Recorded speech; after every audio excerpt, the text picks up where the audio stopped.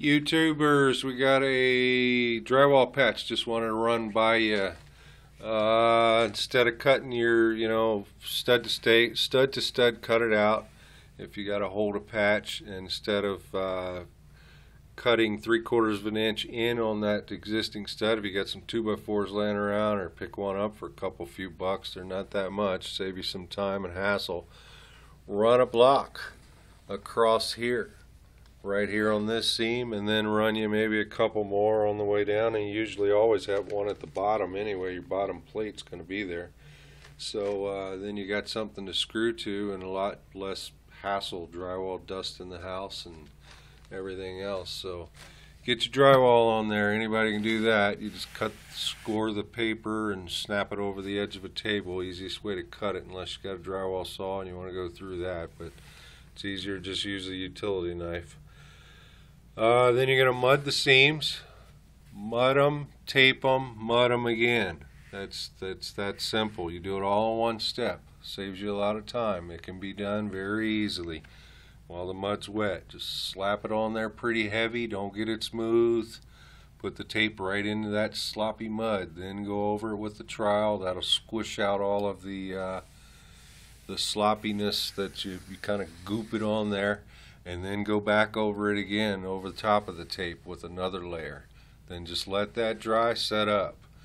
After that dries, hit it with a little sanding around your edges and kind of see where you're at. If you get some texture, you can buy this stuff for about 13 bucks a can. Comes right in a can. You don't need an air compressor or anything. A couple cans for an area like this, probably 6 foot tall, one stud bay. It's kind of spendy. If you got a big area, you're going to want a hopper and an air compressor and all that. If you're doing a whole room, of course, but just patches, easy stuff. So just kind of knock it down. What I usually do with a situation like this, on my final coat, I'm gonna, I sprayed 1 can of texture over this just to kind of see where I am.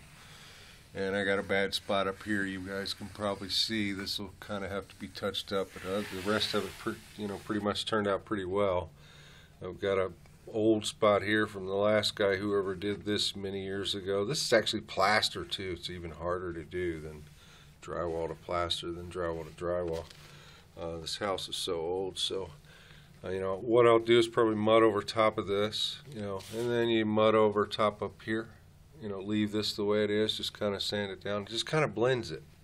If you make it busy, if you leave it just like a pretty seam like this, I mean, if you're professional, you can do this stuff with your eyes closed, but for the average guy that's, not an expert in it, even though, I've seen it done a million times, but I'm no expert in it, so that's kind of one of the tricks I do, just kind of make it busy.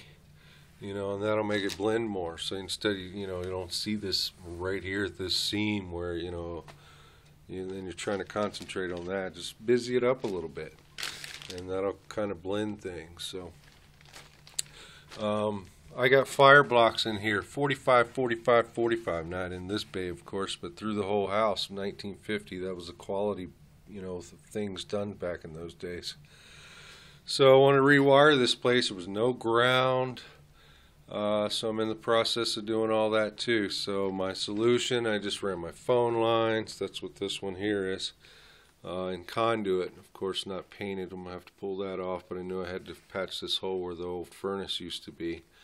And need another piece of pipe on there. So I painted everything black, kind of going with the new commercial way of things with the drop ceilings and where they kind of paint the whole ceiling black instead of putting a drop ceiling tile type setup where they used to do quality work. Once again, they just cut back on everything, and everybody accepts it and loves it because the architects are doing it. So it's a cheaper way of doing things, more rustic. I don't know what word you want to look or use, retro, modern, whatever. Just seems to be the style these days. So that's what I ended up doing to keep from having to cut all these walls out to get wires down the walls and stuff. So just want to share this with you guys. We'll see you on the next one. Hope you learned something. Leave me some comments or questions. We'll get back at you.